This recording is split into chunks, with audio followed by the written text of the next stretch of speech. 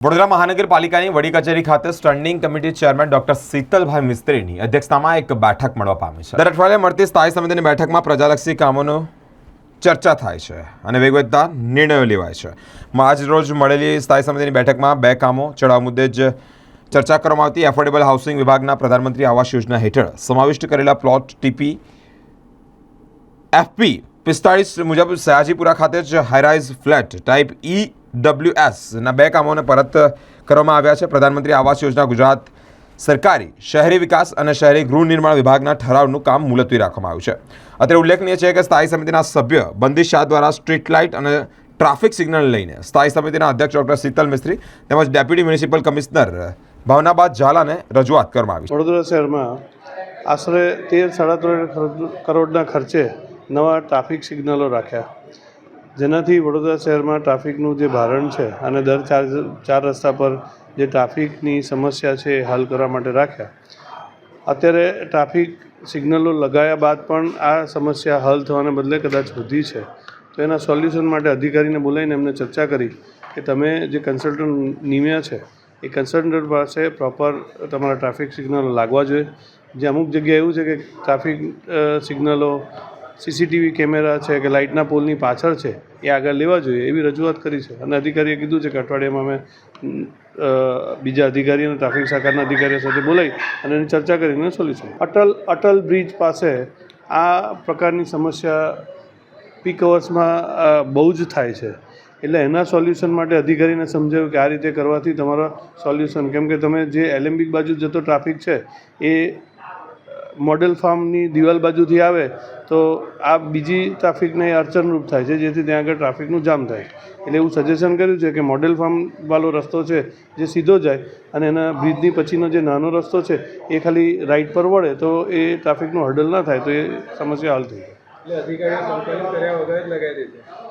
અધિકારી કન્સલ્ટન્ટ સાથે કન્સલ્ટ કરતા હોય છે અને બાકીનું કામ ટ્રાફિક શાખાના પોલીસ અધિકારીઓ પણ કરતા હોય છે, પરંતુ એ લોકોની અવેરનેસ ઓછી હોય અથવા તો સ્થળ પર ના જઈને લગાડ્યું હોય તો આવું થતું હોય છે, જે સુધારી દેશે। આજે સ્થાયીની બેઠકમાં બે પ્રપોઝલ ચડાવવામાં આવી હતી। એક પ્રપોઝલ એફોર્ડેબલ હાઉસિંગ દ્વારા પ્રધાનમંત્રી આવાસ યોજનામાં સમાવિષ્ટ પ્લોટ TP 2 FP 45 મુજબ સયાજીપુરા હાઈરાઇઝ અને લોરાઇઝ ફ્લેટ ટાઈપ EWS 2 ના 175 આવાસ બનાવવાની આઇટમ હતી। 47.79% કામ ઉપર હતું। આ કામને સ્થાયી સમિતિએ પરત કરવાનો નિર્ણય લીધો છે। બીજું કામ હતું પ્રધાનમંત્રી આવાસ યોજના હેઠળ જે આવાસો 2021, 22 અને 23માં વડોદરા શહેરમાં બન્યા છે, એમાં અલગ અલગ સ્કીમોમાં લાભાર્થી ફાળો લેવામાં આવ્યો હતો। પ્રધાનમંત્રી આવાસ યોજનાની ગાઈડલાઇન અનુસાર જે મહત્તમ કિંમત નક્કી કરી હોય અને કમિશનર સાહેબે આ દરખાસ્ત સ્થાયીમાં મંજૂરી માટે મોકલી હતી। સ્થાયીના સભ્યોએ અલગ અલગ મહાનગરપાલિકાઓમાં શું સ્કીમ અપનાવવામાં આવે છે એની તપાસ કરી અને આગળનો નિર્ણય લેવા માટે નક્કી કર્યું છે। એટલા માટે આજે આ આઇટમને મુલતવી રાખવામાં આવી છે। અલગ અલગ શહેરો જેવા કે અમદાવાદ, રાજકોટ, સુરત માં કયા પ્રકારની સિસ્ટમ પ્રધાનમંત્રી આવાસ યોજના માટે અપનાવવામાં આવે છે એનો પ્રોપર સ્ટડી કરી અને આ અંગેનો નિર્ણય લેવામાં આવશે।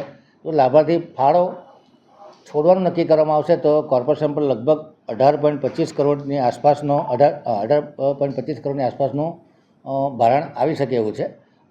આ પ્રકારનો નિર્ણય આજે લેવામાં આવ્યો છે અને આ આઇટમને મુલતવી કરો। સ્ટ્રીટ લાઇટમાં વડોદરા શહેરમાં લગભગ 20-21 જેટલા નવા ટ્રાફિક સિગ્નલ ઊભા કરવામાં આવે છે, એના માટે કન્સલ્ટન્ટની નિમણૂક કરેલી છે અને જે સ્ટ્રીટ લાઇટ લગાડી છે એમાં કોઈ જગ્યાએ ઓબ્સ્ટેકલ છે કે આગળ સ્માર્ટ પોલ હોય કે સ્ટ્રીટ લાઇટનો પોલ હોય, જેના લીધે અમુક નાગરિકોને સ્ટ્રીટ લાઇટ જોવામાં તકલીફ પડે છે।